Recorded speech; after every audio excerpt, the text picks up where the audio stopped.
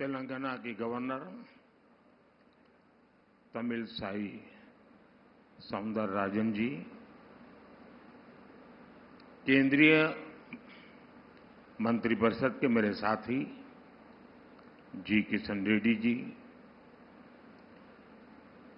तेलंगाना सरकार के मंत्री कोंडा सुरेखा जी, के वेंकट रेड्डी जी, संसद में मेरे साथी डॉक्टर के लक्ष्मण जी, अन्य सभी महानुभाव, देवी और सज्जनों, संगारेड्डी प्रजालकु नमस्कार। बीते 10 वर्षों से केंद्र सरकार तेलंगाना को विकास की नई ऊंचाइयों पर ले जाने के लिए निरंतर काम कर रही है। इसी अभियान के तहत आज मैं लगातार दूसरे दिन आप सबके बीच तेलंगाना में हूं। कल आदिलाबाद से मैंने तेलंगाना और देश के लिए करीब 56,000 करोड़ रुपए के डेवलपमेंट प्रोजेक्ट शुरू किए।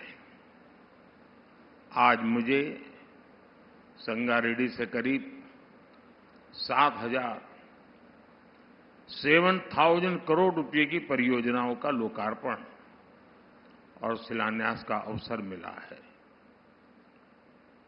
इनमें हाईवेज, रेलवेज और एयरवेज से जुड़े आधुनिक इंफ्रास्ट्रक्चर के काम भी है।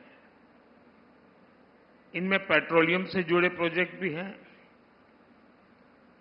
कल भी जिन विकास कार्यों का लाभ तेलंगाना को मिला था, वो ऊर्जा और पर्यावरण से लेकर इंफ्रास्ट्रक्चर तक अलग अलग क्षेत्रों से जुड़े थे।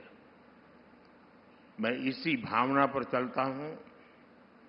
राज्य के विकास से देश का विकास, यही हमारे काम करने का तरीका है। और इसी संकल्प के साथ केंद्र सरकार तेलंगाना की भी सेवा कर रही है।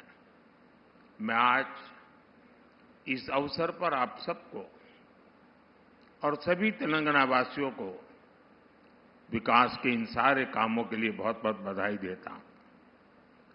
साथियों, आज तेलंगाना को एविएशन सेक्टर में एक बहुत बड़ा उपहार मिला है। हैदराबाद के बेगमपेट एयरपोर्ट पर सिविल एविएशन रिसर्च ऑर्गेनाइजेशन यानी कारो की स्थापना की गई है। ये अपने तरह का देश का पहला एविएशन सेंटर होगा जो ऐसे आधुनिक स्टैंडर्ड्स पर बना है।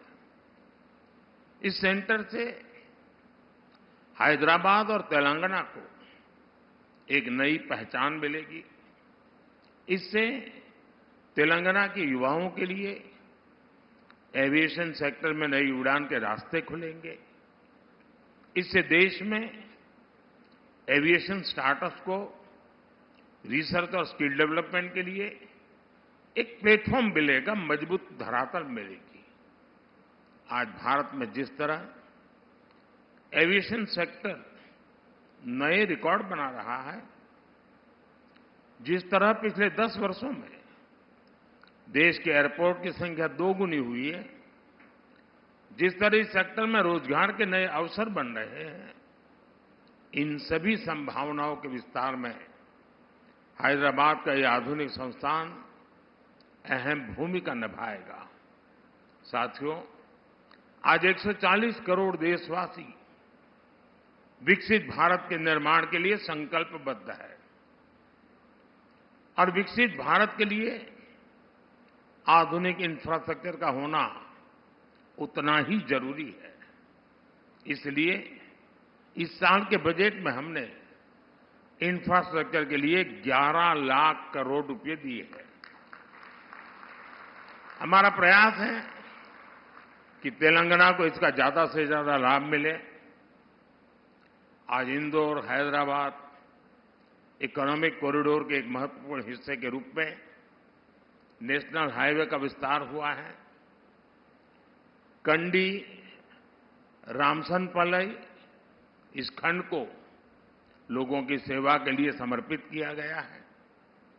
इसी तरह मरियालगुड़ा कोडाड इस खंड को भी पूरा किया गया है। इससे तेलंगाना और आंध्र प्रदेश के बीच लोगों को आने जाने की सुविधा होगी। इससे सीमेंट और कृषि से जुड़े उद्योगों को भी फायदा होगा। आज यहां संगारेड्डी से मादिनागुड़ा को जोड़ने वाले नेशनल हाईवे की भी आधारशिला रखी गई है। जब ये पूरा होगा तो तेलंगाना, कर्नाटका और महाराष्ट्र के बीच कनेक्टिविटी और बेहतर हो जाएगी। 1300 करोड़ की लागत वाले इस प्रोजेक्ट से पूरे क्षेत्र के आर्थिक विकास को गति मिलेगी। साथियों, तेलंगाना को दक्षिण भारत का गेटवे कहा जाता है। तेलंगाना में रेल सुविधाओं को बेहतर बनाने के लिए इलेक्ट्रिफिकेशन और दोहरीकरण का काम भी तेज गति से हो रहा है। सनत नगर मौला अली रूट पर दोहरीकरण और इलेक्ट्रिफिकेशन के साथ 6 नए स्टेशन भी बनाए गए हैं। आज यहां से गढ़केसर लिंगमपल्ली के बीच एमएमटीएस ट्रेन सर्विस को भी हरी झंडी दिखाई गई है। इसके शुरू होने से अब हैदराबाद और सिकंदराबाद के कई और इलाके आपस में कनेक्ट हो जाएंगे। इससे दोनों शहरों के बीच ट्रेन यात्रियों को बहुत सुविधा होगी। साथियों, आज मुझे पारादीप हैदराबाद पाइपलाइन प्रोजेक्ट को भी देश को समर्पित करने का सौभाग्य मिला है। इसके द्वारा कम खर्च में सुरक्षित तरीके से पेट्रोलियम उत्पादों को ले जाने की सुविधा मिलेगी। ये प्रोजेक्ट सस्टेनेबल डेवलपमेंट के हमारे संकल्प को मजबूती देगा। आने वाले समय में विकसित तेलंगाना से विकसित भारत, इस अभियान को हम और गति देंगे। साथियों, ये छोटा सा सरकारी कार्यक्रम यहां पूर्ण हो रहा है। मैं अभी पास में ही जनता जनार्दन के बीच जाऊंगा। वहां भी लोग बहुत कुछ इन विषयों में सुनना चाहते हैं। मैं कुछ बातें विस्तार से वहां पर अभी 10 मिनट के बाद जनसभा में रखूंगा, लेकिन अभी के लिए इतना ही। और आप सभी को मेरी तरफ से बहुत बहुत शुभकामनाएं। धन्यवाद।